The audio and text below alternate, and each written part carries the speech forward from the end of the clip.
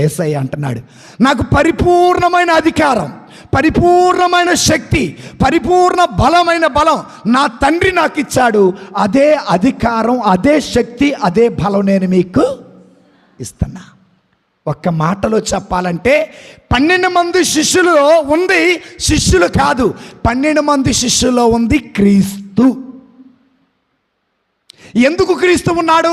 క్రీస్తు అధికారం వారిలో ఉంది, క్రీస్తు ఆత్మ వారిలో ఉంది, క్రీస్తు శక్తి వారిలో ఉంది, క్రీస్తు బలం వారిలో ఉంది, క్రీస్తు మనస్సు వారిలో ఉంది. కాబట్టి ఇక వారిలో ఉంది క్రీస్తే, ఇక వారు నరులు కాదు. హల్లెలూయా.